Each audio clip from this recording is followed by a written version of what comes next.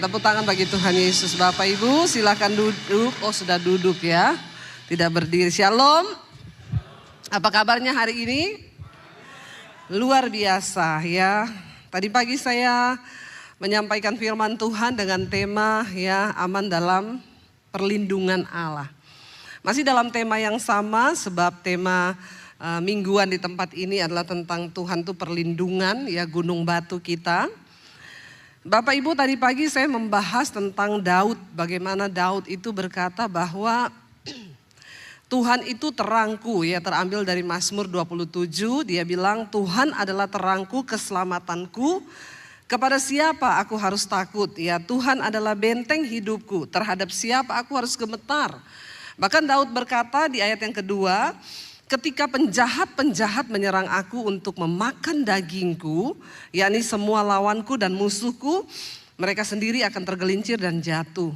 Sekalipun tentara berkemah mengepung aku tidak takut ya. Hatiku ya tidak takut, sekalipun timbul peperangan melawan aku, dalam hal itu pun aku ya tetap percaya. Dan tadi pagi kita sudah membahas apakah Daud itu manusia sempurna yang tidak pernah merasa takut? Tentu dia adalah manusia biasa yang pernah merasa takut, Bapak Ibu. Siapa manusia yang tidak takut? Tidak ada. Bahkan Yesus ketika ada di dunia ya, sebagai manusia, Yesus juga mengalami rasa takut. Alkitab berkata ketika Yesus ada di Taman Getsemani, dia akan disalib, saudara, akan ditangkap. Dia berdoa dengan peluh yang bercampur darah. Dia gemetar karena ketakutan. Mungkin kita berkata dan sebagian orang, bahkan saya dulu ketika saya belum mengerti firman Tuhan, saya berkata kenapa Yesus yang adalah Tuhan takut? Ingat, Yesus adalah 100% Allah dan dia 100% manusia. Kenapa Yesus Tuhan harus menjadi manusia? Ya, karena memang manusia ini membutuhkan teladan, membutuhkan contoh, membutuhkan figur. Tetapi di dalam kemanusiaan Yesus ketika dia ada di dunia, dia bisa marah, dia bisa kecewa, dia bisa menangis, dia bisa takut. Bahkan ketika dia ketakutan mengalami depresi berat waktu dia akan disalib, dia berkeringat campur darah. Mungkin kita bertanya, loh Yesus sendiri kok bisa takut? Bisa Bapak Ibu, karena Alkitab dengan jelas berkata, Yesus ketika dia turun menjadi manusia, dia mengosongkan dirinya, mengambil rupa sebagai seorang manusia, dan di dalam keilahiannya dikatakan, dia tidak mempertahankan kesetaraannya dengan Allah itu sebagai milik yang harus dipertahankan. Sebaliknya mengosongkan diri. Jadi kalau kita berkata siapa manusia di dunia ini yang tidak takut? Bahkan Yesus pun pernah mengalami takut. Tetapi dalam semuanya itu Yesus terbukti tidak berbuat dosa. Saya mau tanya Bapak Ibu, takut itu dosa atau tidak? Yang bilang dosa angkat tangan. Yang bilang tidak angkat tangan. Yang bingung angkat kaki. Karena banyak yang bingung saya lihat ya. Ya, takut itu adalah manusiawi ya. Karena ya namanya daging, manusia itu ya bisa takut. Dan itu bukan dosa ya. Tetapi takut itu akan menjadi dosa ketika dia mengikat kita sehingga kita dibelenggu oleh ketakutan. Takut itu perasaan yang sangat manusiawi. Tapi ketakutan itu merubah menjadi ikatan roh. Sehingga apa-apa takut. Apa-apa takut. Dan tadi pagi saya sudah terangkan bahwa apa yang kita takutkan itu yang akan menimpa kita. Dan apa yang kamu cemaskan itu yang akan mendatangi kamu. Makanya jangan sampai biarkan kita diserang oleh roh ketakutan. Saya pernah Bapak Ibu ketika satu saat saya pelayanan di satu gereja.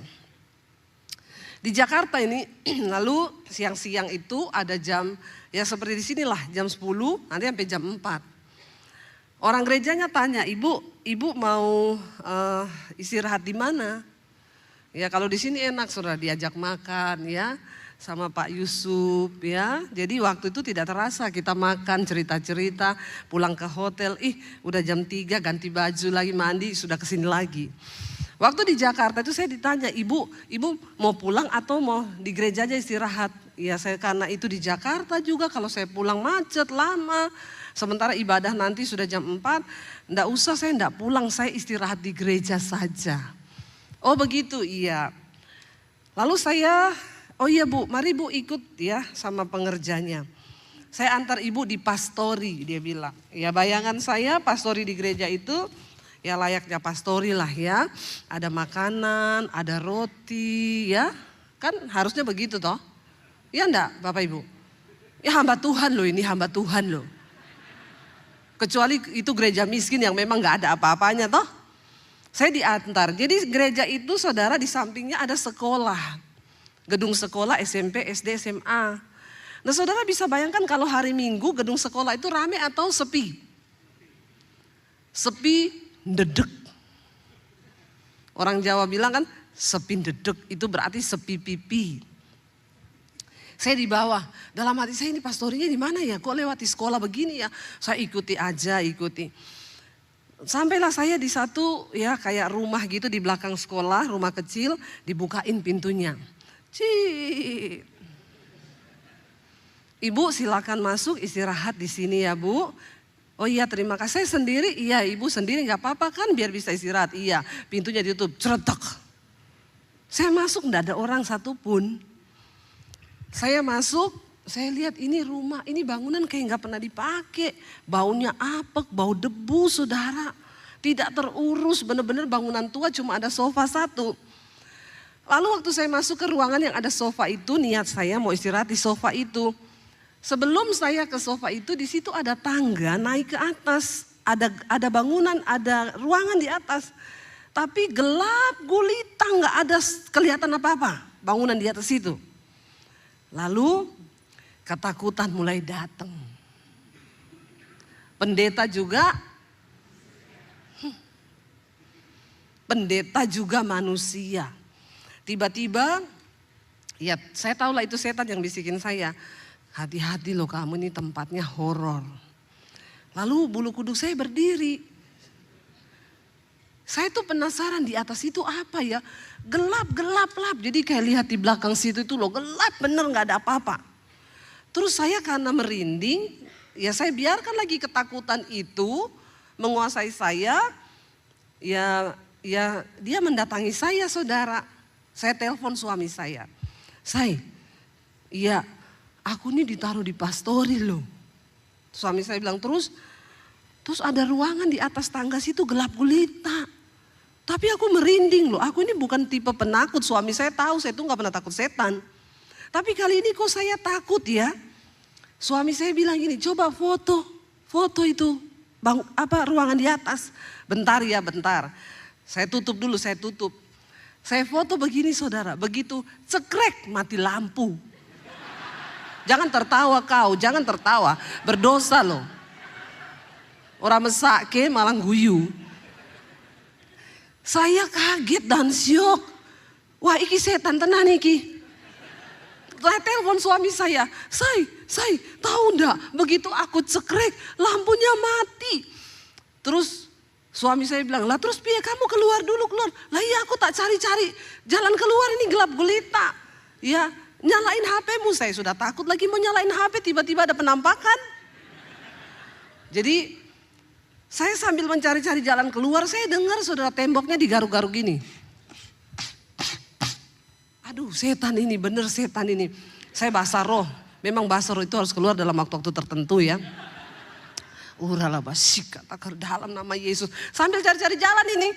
Saya coba hidupin lampunya ada di situ di tembok tek enggak nyala. Ya udah saya tak keluar cepat-cepat dalam nama Yesus, darah Yesus. Saya keluar akhirnya ketemu pintu. Untung yo enggak dikunciin dari luar saya. Kebangetan loh saudara, memang ini suka duka dalam pelayanan ya begini ya. Saya buka pintu, saya keluar, saya lari, itu masih siang di luar tuh masih jam 3-an. Saya lari saudara lewati sekolah-sekolah kosong itu, Ada rumah di situ. Saya ketok pintunya. Siang, selamat siang. Ibu-ibu pengerja di gereja itu keluar. Iya Bu Debbie, ibu dari mana? Saya tadi istirahat di pastoris situ Bu.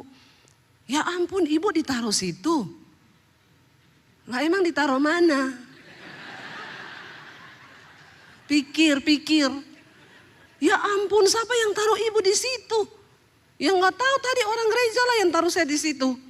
Katanya itu pastori. Masuk Bu. Saya duduk. Bu, di sini enggak mati lampu? Enggak.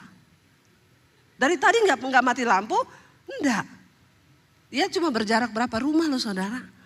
Beneran Bu enggak mati lampu? Bener. Bu, bukan apa-apa ya Bu. Itu saya tadi serem loh di pastoris itu. Dia bilang gini, maaf ya Bu Debbie, ini memang dulu semua kuburan. Bekas kuburan. Tapi semua jenazahnya itu sudah diangkat. Kecuali yang di pastori itu. Itu bawahnya masih jenazah semua. Dalam hati saya, astagfirullah subhanallah. Ini orang gereja, dia kayaknya mau coba iman saya. Ini pendeta ini ya mempan apa enggak. Tapi suami saya bilang, coba kamu lihat fotonya. Yang tadi kamu foto ada penampakan enggak? Saya lihat enggak ada sih, gelap gulita toh. Tapi setidaknya enggak adalah setan berani menampakkan diri sama saya. Jadi kalau ada yang sedikit-sedikit lihat setan itu, berarti kau temennya. Tapi saya bersyukur, maksudnya ya lain kali ya itulah kalau kita biarkan ketakutan, dia berubah menjadi roh ketakutan yang akhirnya menyerang kita sendiri.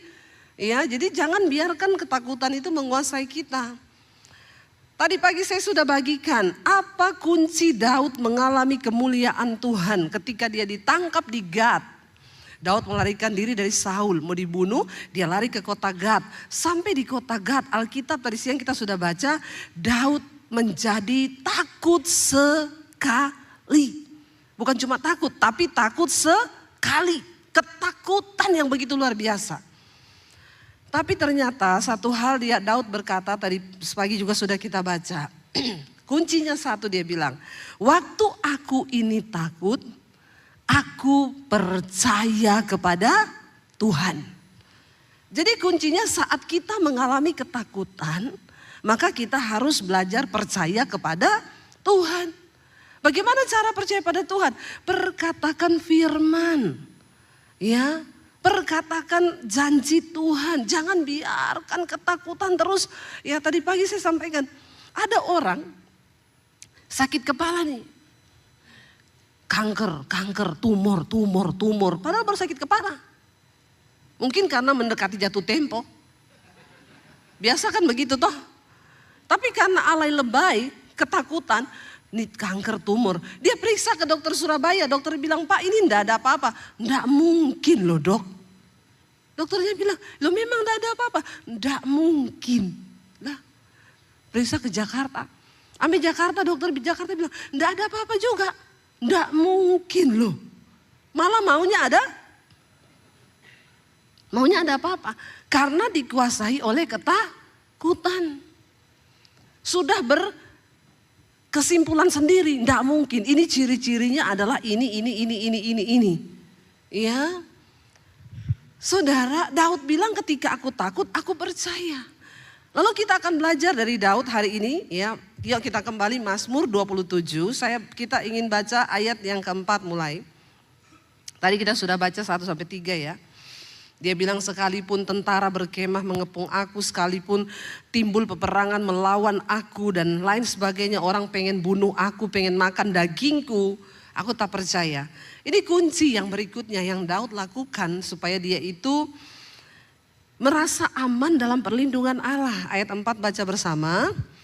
Satu hal telah kuminta kepada Tuhan, itulah yang kuingini. Apa dia bilang? Diam di rumah Tuhan seumur hidupku, menyaksikan kemurahan Tuhan dan menikmati bait-Nya. Bapak Ibu, zaman dulu orang Israel itu kalau mau berdoa mereka pergi ke bait suci.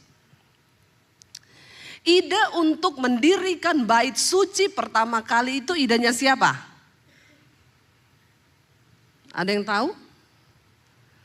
Ide untuk membangun bait suci pertama kali idenya ada Daud. Ketika Daud sudah dilantik menjadi raja, istananya dibangun dengan megah dari kayu-kayu aras. Lalu Daud itu suruh ambil tabut perjanjian untuk dibawa ke Yerusalem.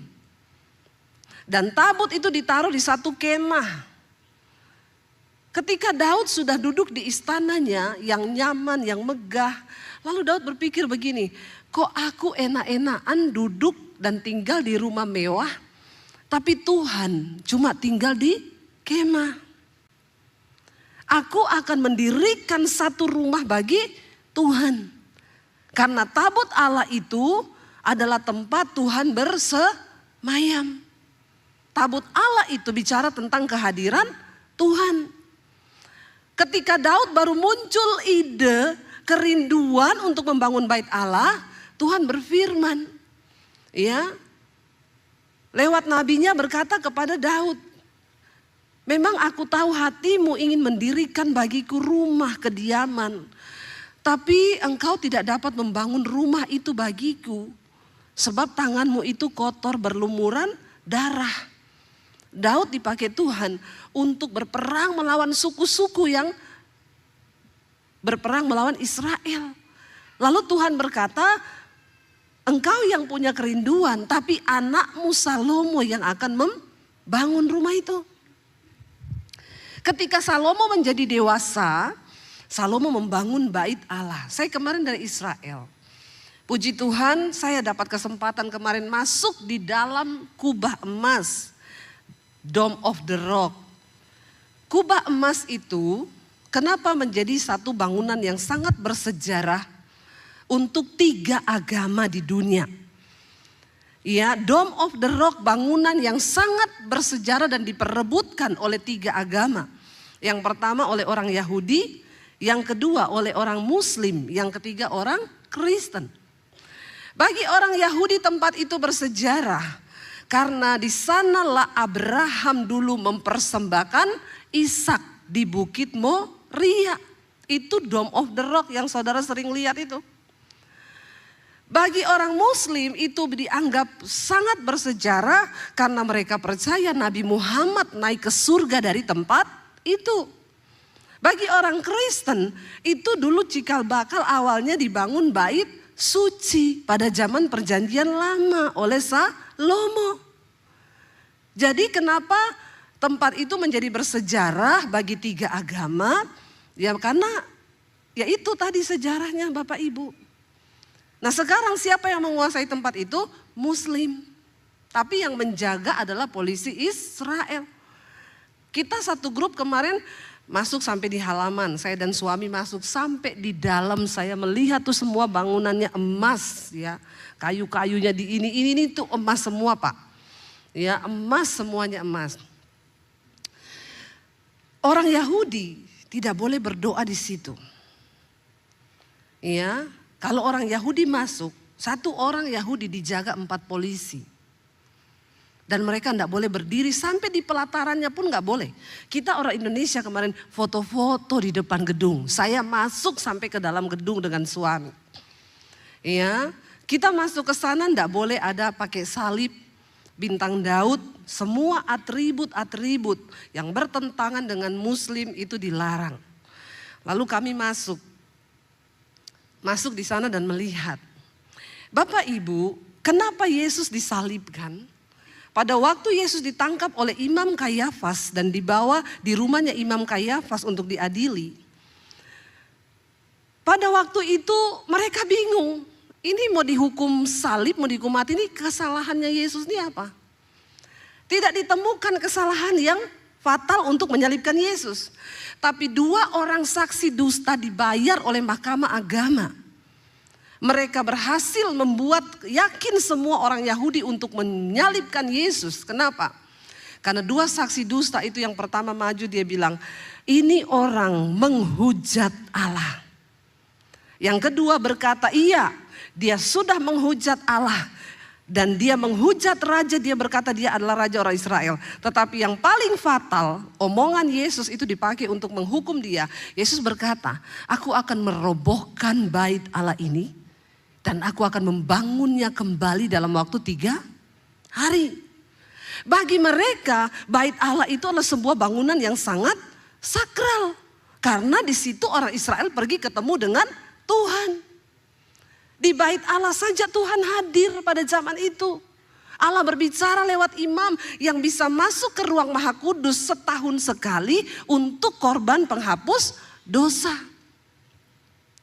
Tapi ketika Yesus ada di bumi, dia bilang, aku adalah domba Allah yang dipersiapkan, aku akan mati untuk menebus dosa dunia. Aku akan merobohkan bait Allah itu dan akan membangunnya kembali dalam waktu 3 hari. Karena itu barang siapa yang percaya kepada Yesus, kita nggak perlu lagi datang berdoa di bait Allah itu, mempersembahkan korban, sembelih kambing domba, karena Yesus menjadi anak domba Allah yang darahnya tersembelih dan dipakai untuk menghapus dosa seluruh orang yang percaya kepada Dia. Bapak Ibu bayangkan kalau sampai hari ini korban penghapus dosa itu masih berlaku. Saya mau tanya, itu di pasar itu cukup enggak lembu, kambing, sapi untuk kita makan? Ya. Dosa kita sama lembu lebih banyak mana? Lebih banyak dosa kita toh? Lah bayangkan kalau kita itu untuk menghapus dosa harus bawa kambing, domba, lembu, sapi. Enggak ada tutubono itu nanti. Karena daging sapinya enggak cukup. Dosa manusia lebih banyak. Makanya Allah berinisiatif lewat Yesus, dia datang. Nah, kenapa sampai hari ini orang Yahudi berdoa di tembok ratapan? Tembok ratapan itu disebut juga tembok barat. Karena orang Yahudi tidak boleh berdoa dalam bangunan itu, dalam Dome of the Rock itu. Mereka berdoa di tembok ratapan, tembok barat itu karena mereka percaya tembok ratapan itu adalah tembok bagian ruang maha suci. Jadi mereka berdoa di sana. Salah satu pokok doa yang mereka naikkan di tembok ratapan adalah mereka meminta Mesias untuk datang karena mereka sendiri menolak Tuhan Yesus. Ya, Israel itu Kristennya cuma 2% saudara. Tapi sudah ada yang Kristen. Jadi jangan orang Indonesia beranggapan kalau Israel itu Kristen. Nanti Israel Palestina berantem, orang Kristen lagi yang dianiaya. Lucu, lebih banyak Kristen di Palestina daripada di Israel. Ya, jadi yang tidak mengerti itu makanya jalan-jalanlah ke Israel ya. Nggak usah takut, kalau belum waktunya mati enggak mati. Saya tahun ini 2 kali berangkat. April setelah bom 400 rudal Iran masuk ke Israel, kami berangkat. Ya, kemarin minggu lalu saya baru pulang lagi. Ya, orang bilang, "Bu, Ibu nggak takut bom?" Kalau belum waktunya mati enggak mati. Iya, saudara. Makanya kenapa saya kalau bawa grup, saya nggak bolehin mereka pergi berdoa di tembok ratapan. Kamu kan bukan orang Yahudi. Kamu kan udah percaya Yesus. Ngapain kau pergi berdoa di tembok ratapan situ? Apalagi terima titipan-titipan doa. Jangan ada jemaat yang bodoh ya. Ada pendeta mau ke Israel, titip ya. Apa ini? Doa. Masukin di tembok ratapan. Ya, saudara, begitu dimasukin, saya bilang kemarin sama peserta saya, lihat tuh, habis dimasukin semua tuh tukang sampah datang. Doamu sampai ke surga? Pret. Ya, jangan bodoh. Terus setelah kau titip doa di tembok ratapan, terus surga bergetar gitu. Hello? Nggak ada. Yesus berkata kepada perempuan Samaria, nenek moyangmu berdoa di gunung mencari Allah. Kami orang Yahudi berdoa di Yerusalem untuk ketemu Allah. Tapi ada saatnya aku akan berkata kepadamu, kamu tidak perlu datang ke Yerusalem untuk berdoa, kamu tidak perlu datang ke gunung, karena Bapa mencari penyembah benar, yang menyembah Bapa dalam roh dan kebenaran. Amin. Amin. Kita nggak perlu lagi datang berdoa di bait Allah. Nggak perlu berdoa di tembok ratapan. Ya saya paling tidak menerima orang, Bu Debbie mau ke Israel kan titip formulir doa ya. Kagak mau, kalau amplop saya mau. Kasih saya duit, saya terima. Kalau formulir doa nggak mau. Ngapain saudara? Ya, Yesus sudah merobohkan bait Allah itu dan dengan kematiannya tidak ada lagi penghalang antara kita dengan Tuhan. Pada zaman itu Daud bilang, satu hal ku minta kepada Tuhan dan ini yang ku ingini, diam di rumah Tuhan seumur hidupku, menyaksikan kemurahannya dan menikmati bait-Nya. Roma pasal 12 ayat yang pertama dikatakan apa saudara? Ya, persembahan yang benar. Ya, persembahkanlah tubuhmu sebagai persembahan yang benar, yang hidup, yang kudus, yang berkenan kepada Allah. Itu adalah ibadahmu yang sejati. Tidak tahukah kamu bahwa tubuhmu itu adalah bait Allah yang hidup? Jadi sekarang bait Allah ada di mana? Di Yerusalem? No. Bait Allah di mana? Dalam hati kita. Kalau kita mau melihat pembelaan Tuhan dalam hidup kita Bapak Ibu, jadikan dirimu, tubuhmu sebagai bait Allah yang hidup. Di mana Tuhan berdiam. Bait Allah itu kudus dan bait Allah itu adalah kamu, kata firman Tuhan. Yesus berkata bait Allah itu kudus dan bait Allah itu adalah kamu. Sebab Bapa mencari penyembah benar yang menyembah Bapa dalam roh dan kebenaran. Kalau engkau mau merasa aman dalam hadirat Tuhan, jadikan dirimu, hidupmu, tubuhmu sebagai bait Allah yang hidup. Ingat, bait Allah itu kudus. Tuhan gak mau tinggal dalam hati orang yang penuh kotor dengan dosa, kepahitan, kebencian, iri hati, kenajisan, percabulan, selingkuh. Ya, maaf saudara, tidak semua orang akan mengalami rasa aman dalam perlindungan Tuhan. Hanya orang-orang yang mau berkata seperti Daud, aku mau tinggal di bait-Mu, menikmati bait-Mu. Dulu bait Allah itu di Yerusalem, Dome of the Rock itu. Tapi sekarang bait Allah itu adalah kita ini, tubuh kita yang hidup. Mari jadikan Tuhan ada dalam hidup kita. Kalau Tuhan ada dalam hidup kita, maka aman, tenang, damai, sejahtera. Kita lanjut dikatakan ayat yang kelima. Sebab ia melindungi aku dalam pondoknya pada waktu bahaya. Ia menyembunyikan aku dalam persembunyian di kemahnya. Ia mengangkat aku ke atas gunung batu. Maka sekarang tegaklah kepalaku mengatasi musuh sekeliling aku. Dalam kemahnya aku mau mempersembahkan korban dengan sorak-sorai. Aku mau menyanyi dan bermazmur bagi Tuhan. Karena Daud merasa orang kalau masuk di bait Allah itu itu tempat paling nyaman. Kamu tidak mungkin musuh datang ke bait Allah menangkap kamu. Ya, itu digambarkan sekarang Bapak Ibu, kalau kita berada dalam hadirat Tuhan, maka ketakutan lenyap, kekhawatiran lenyap. Saya itu loh kalau di pesawat ada badai saudara, cuaca buruk, kadang tiba-tiba takut. Aduh, kalau jatuh ya. Tapi langsung saya ingat, saya langsung nyanyi. Pertolonganmu begitu ajaib, kau telah memikat hatiku. Tiba-tiba ketakutan itu sirna. Karena kita berada dalam pondoknya. Dalam hadirat Tuhan. Waktu kau sedang dalam masalah, nyanyi memuji Tuhan Bapak Ibu. Ya, Daud itu suka memuji Tuhan, mempersembahkan syukur. Kita baca ayat yang ke-6 karena waktunya tinggal 1 menit ya. Itu jam rusak itu. Ayat yang ke-6. Maka sekarang sudah ayat yang ke-7 sekarang. Dia bilang apa saudara? Dengarlah Tuhan seruan yang kusampaikan, kasihanilah aku dan jawablah aku. Di dalam ketakutan tidak usah cari manusia Bapak Ibu. Tidak usah cari teman curhat. Tempat curhat yang terbaik itu adalah kepada siapa? Tuhan. Hati-hati cerita masalahmu ke orang. Karena tidak semua temanmu itu pendengar yang baik. Banyak penyebar yang baik. Amin. Ya, kita ceritanya ubi sampai di sana kolak. Karena ditambah santan, gula ya. Ditambah garam jadi gurih di sana. Aku mau curhat nih, ada masalah sama suamiku. Tapi jangan cerita-cerita ya, cuma sama kamu, janjilah. Iya, aku kan bestimu. Pret.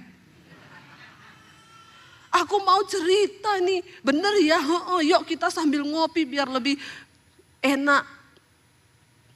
Baru mau pergi kopi nih, temennya udah WA yang temen satu. Si ini mau curhat. Tentang apa? Nanti tak ceritain. Tapi cuma sama kamu loh ya. Karena ini rahasia, dia cuma cerita sama aku loh. Jadi aku cuma cerita sama kamu, karena kamu bestiku. Dibalas, iya Cin, udah gak sabar deh nunggu. Habislah kau. Ya enggak usah Bapak Ibu. Kalau kau ada masalah, datang di kaki Tuhan, nangis di kaki Tuhan. Cerita kau sedang apa di kaki Tuhan, amin. Saya ini enggak ada teman curhat. Teman curhat saya suami saya. Iya, enggak usah, jangan percaya siapapun. Kita berteman aja sama orang, tapi jangan curhat. Tempat curhat terbaik Tuhan. Waktu kau takut, waktu kau kecewa, waktu kau marah, waktu kau sedih, datang sama Tuhan. Daud bilang, dengarlah Tuhan seruan yang kusampaikan, kasihanilah aku dan jawablah aku. Ayat yang ke-8 baca. Hatiku, Daud bilang, mengikuti firman-Mu. Carilah wajahku, maka wajah-Mu ku cari ya Tuhan. Bapak Ibu kalau mau mengalami keamanan, perlindungan yang dari Tuhan, dengar-dengar pada firman Tuhan. Kalau Tuhan suruh cari wajah Tuhan, cari wajah Tuhan. Nggak usah cari muka sama orang lain, amin. Ya, cari muka sama Tuhan. Cari wajah Tuhan. Kalau suruh mengampuni, ampuni. Nggak usah bilang gini, terlalu sakit Tuhan, aku nggak bisa. Nggak bisa Yura. Yura bilang bisa, kagak Yura. Yura sudah bilang bisa loh, kau bilang tidak bisa, bagaimana ini? Ya, ayo bersepakat dengan firman Tuhan.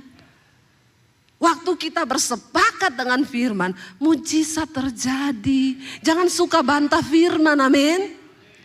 Kalau firman bilang jangan khawatir, ya jangan khawatir. Kalau firman Tuhan bilang percaya saja walaupun tidak masuk. Tapi waktu kita percaya itu terjadi. Yuk kita lihat ayat yang berikutnya.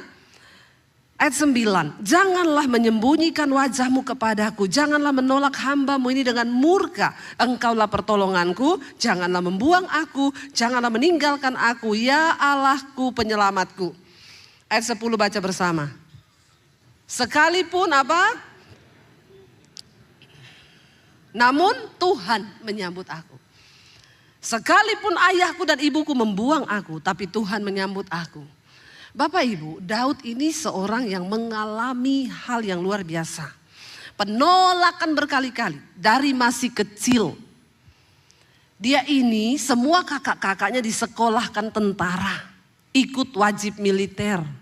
Daud tidak. Bapaknya bilang kau itu tidak masuk hitungan, jadi kau itu di padang gurun saja gembalakan kambing domba. Satu saat ketika Samuel mendapat suara Tuhan, Tuhan bilang Samuel, kau pergi ke Isai di Bethlehem, lalu kau akan mengurapi salah satu orang anak laki-lakinya untuk menjadi raja atas Israel. Lalu Samuel datang, Isai, besok pagi jam 9 kamu datang ke sini, saya akan mengurapi seorang dari anak laki-lakimu untuk menjadi raja Israel.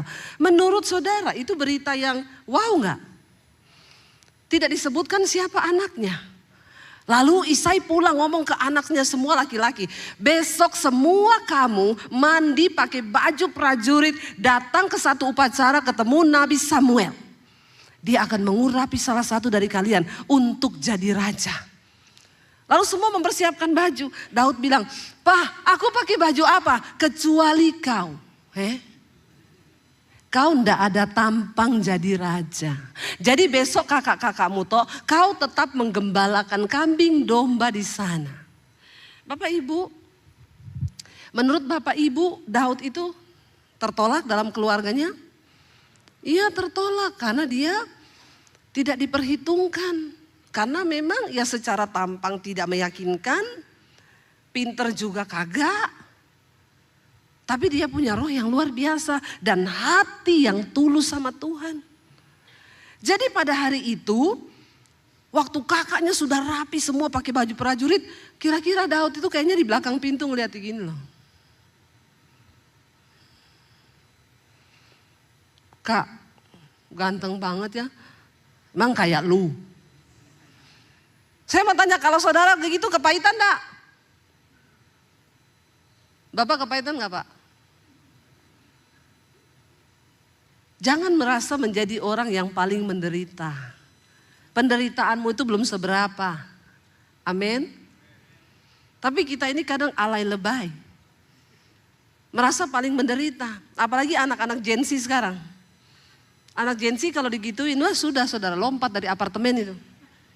Maaf ya, kamu itu anak-anak Gen Z cari Tuhan ya, saya mau bilang ya. Anak-anak Gen Z itu sekarang, ya, kalau cerita sama teman-temannya gini, ini cerita anak saya nih temannya. Gua mau curhat nih, kenapa? Gua nih stres, depresi, gak bisa tidur. Lu udah ke psikolog? Udah.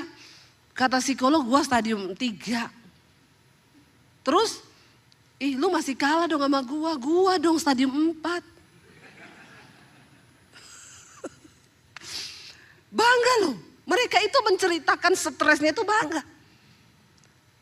Tapi lu gak merasa ya, gua tuh di keluarga paling disia-sia. Aduh lu baru gitu, gua ini loh gua. Saya lama-lama kayak gini, gua telan juga loh.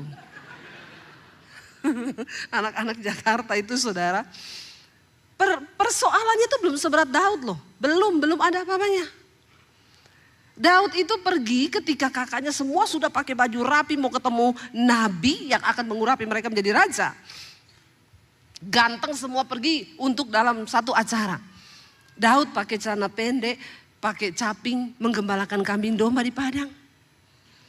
Lalu ketika satu-satu orang lewat, ketika Eliab yang paling tua lewat, ganteng, tinggi, besar, body prajurit banget memang.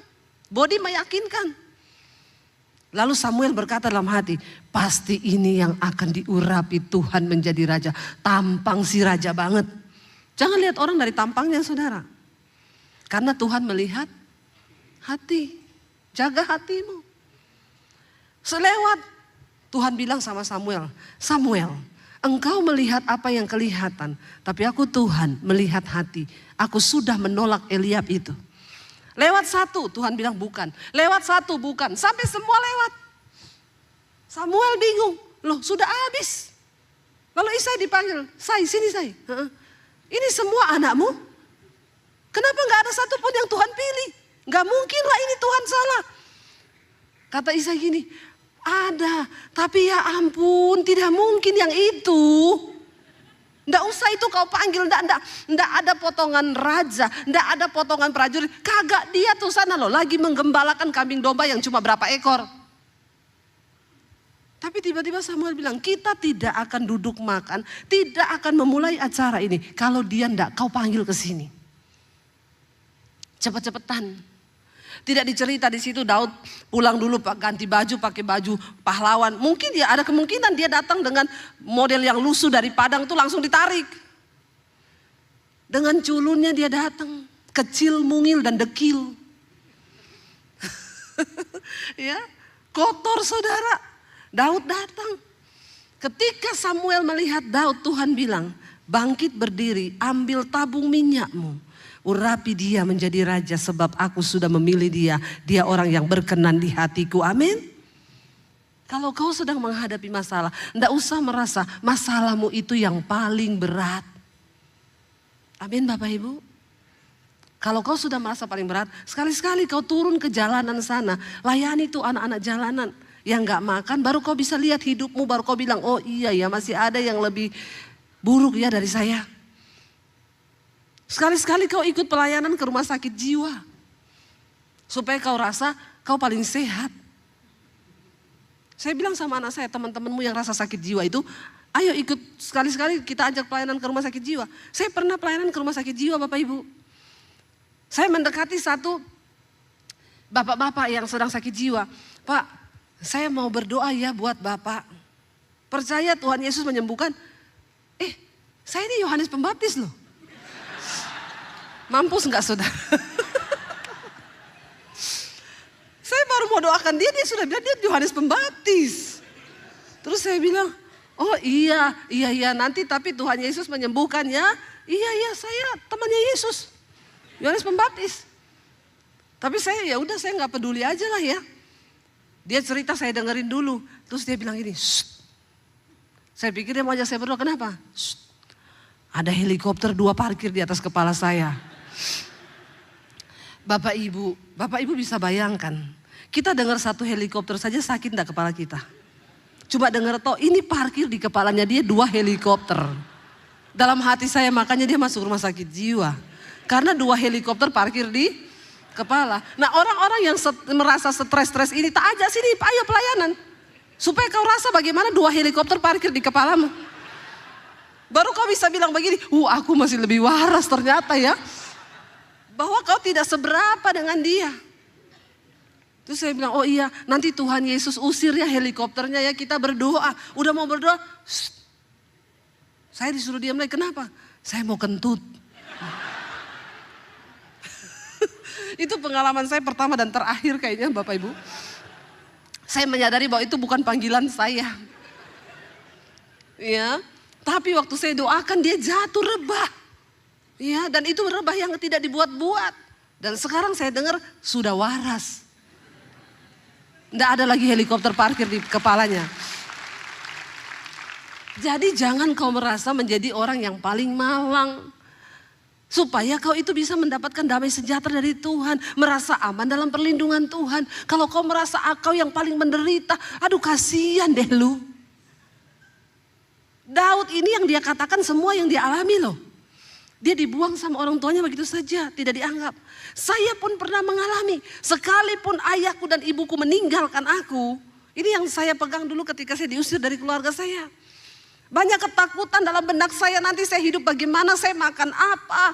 Kalau saya tinggalkan rumah, saya tidak ada uang 1 sen pun. Ijazah saya ditahan, masa depan saya mau bagaimana. Saya dapat ayat ini saudara, saya bilang yes Tuhan. Sekalipun ayahku dan ibuku membuang aku, tapi Tuhan menyambut aku. Dan itu cukup. Sebab Tuhan adalah segala-galanya. Dan itu terjadi hari ini, apakah saya mati lapar? Ya, malah makin gendut. Bapak Ibu, ayo kita taruh iman kita, jangan merasa yang paling menderita. Bilang kanan kirimu, gak usah alay lu. Merasa paling menderita, gitu. Bertobat. Ya, jangan Bapak Ibu. Belajar dari tokoh-tokoh di Alkitab, belajar. Dia bilang begini, tunjukkanlah jalanmu kepadaku ya Tuhan, dan tuntunlah aku di jalan yang rata. Oleh sebab seteruku. Berlutut sama Tuhan, minta Tuhan tuntun kita di jalannya Tuhan. Jangan bikin jalan sendiri supaya aman hidupmu. Tuhan udah kasih kita jalan. Tapi kalau kau memang mau kerja di Bina Marga, tukang bikin jalan silakan. Kau bikinlah itu jalanmu sendiri. Kau tanggung biayanya sendiri. Harga yang kau bayar akan sangat mahal. Beda ketika engkau berjalan di jalan yang sudah Tuhan siapkan. Supaya aman langkahmu. Anak muda jangan kau bikin jalan sendiri. Ya Bu, saya itu bingung Bu. Saya yang sana takut Tuhan tapi miskin Bu. Yang ini kaya tapi tidak takut Tuhan Bu. Karena kan begini ya Bu. Ya saya sih lebih memilih yang punya uang walaupun tidak punya cinta. Karena kalau nggak ada uang Bu, biar cinta besar akan pudar cinta kalau tidak ada duit. Tapi kalau ini nggak ada cinta, kalau ada uang nanti cinta perlahan tumbuh. Saya sih lebih pilih ini ya Bu, mending saya menangis di atas Mercy daripada nangis di atas beca. Saya bilang kalau kau pilih dengan pilihanmu yang kaya, kau nangis di atas Mercy. Kalau kau pilih Tuhan, kau tertawa di atas Mercy. Amin. Atau tertawa di atas beca. Amin. Kan yang penting tertawa tuh. Iya enggak? Biar naik beca kalau tertawa mau enggak? Iya. Lebih baik gaji 30 juta dengan ucapan syukur daripada 3 juta dengan sungut-sungut. Ya enggak? Benar enggak saudara? Ya cuma 3 juta bersungut-sungut lagi. Ini yang 30 juta aja bersyukur. Saya mau bikin bingung saudara memang. Ya, ikut Tuhan karena jalan Tuhan itu yang paling sempurna. Daud bilang, Tuhan tunjukkanlah jalanmu kepadaku bahwa aku berjalan di jalan yang rata. Jangan kau mau di jalan yang berlubang-lubang. Jalan Tuhan itu rata. Lalu dia bilang di sana apa? Janganlah menyerahkan aku kepada nafsu lawanku, sebab telah bangkit menyerang aku saksi-saksi dusta dan orang-orang yang bernafaskan kelaliman. Sesungguhnya aku percaya akan melihat kebaikan Tuhan di negeri orang-orang yang hidup. Karena waktu itu dia sudah terancam mau dibunuh. Kenapa dia bilang akan melihat Tuhan di negeri orang hidup? Dia percaya dia tidak akan mati. Yang terakhir ayat 14. 1, 2, 3. Nantikanlah Tuhan, kuatkanlah dan teguhkanlah hatimu. Ya, nantikanlah Tuhan. Saya undang para imam musik, Bapak Ibu. Bagaimana supaya kita diam dalam lindungan Tuhan dengan aman? Ayo, nantikanlah Tuhan. Orang yang menantikan Tuhan tidak akan pernah dikecewakan.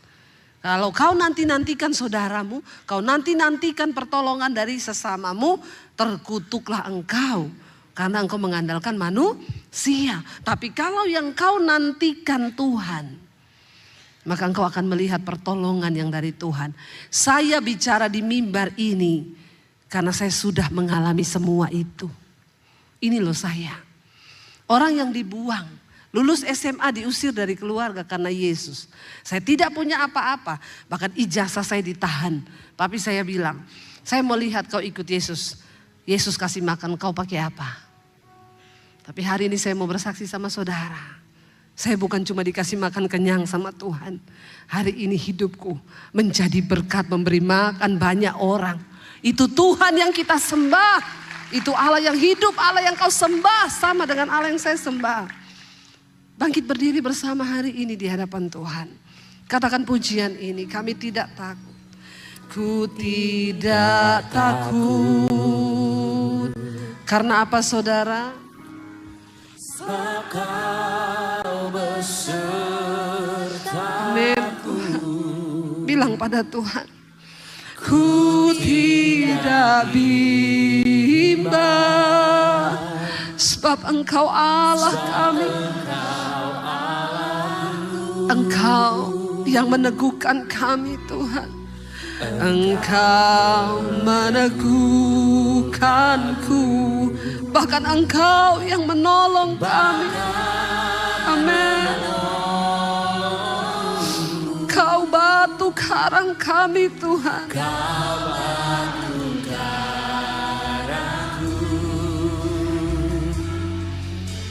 Yesus Tuhan. Sekali lagi katakan dengan imanmu, ku tidak takut. Ku tidak takut. Katakan pada rohmu, jiwamu saudara, jangan takut. Sebab Tuhan yang menyertai saudara dan saya. Kami tidak bimbang Tuhan. Sebab Engkau Allahku. Engkau yang teguhkan kami Tuhan. Engkau meneguhkanku. Amin Yesus. Bahkan Engkau menolong. Engkau batu karangku.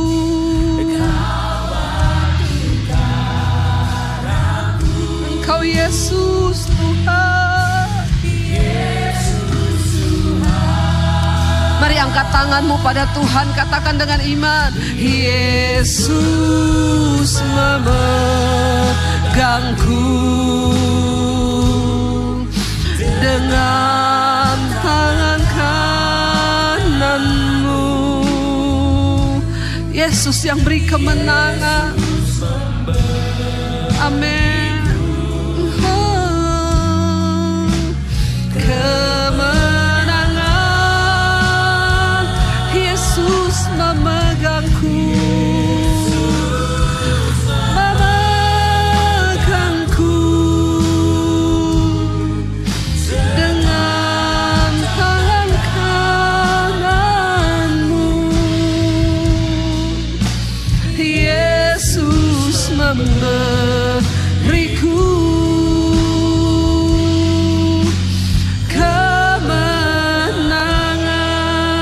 biar musik.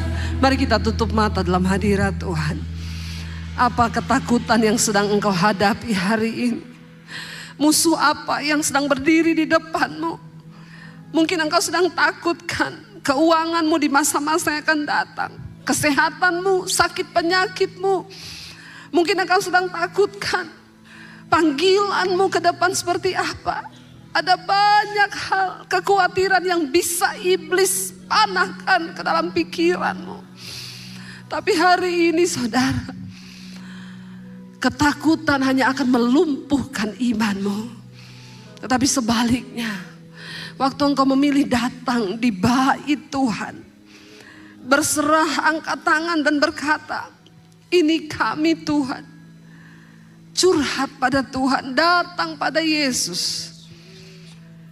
Dia mendengar setiap seruan, bahkan setiap tetes air mata. Ketika engkau berjumpa dengan kuasa Tuhan, tidak ada perkara yang mustahil. Bahkan sekalipun orang membuang engkau, kau tidak dianggap. Kau dianggap tidak mampu, tidak bisa, tidak mungkin.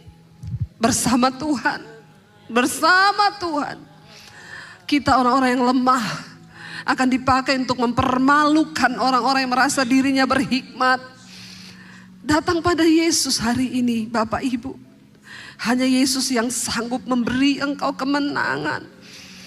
Ini waktunya untuk engkau mulai masuk dalam dimensinya Tuhan. Dalam terobosan demi terobosan, sebab Tuhan akan menyatakan perbedaan antara orang-orang yang sungguh-sungguh berharap pada Tuhan dengan yang tidak. Tinggalkan segala egomu, tinggalkan rasa kekuatanmu sendiri. Mulai datang pada Tuhan dan katakan, aku tidak mampu tanpa Engkau Tuhan. Kami butuh Engkau Tuhan yang memberikan kami kemenangan dalam hidup kami. Angkat tanganmu saudara, katakan, Yesus memegangku.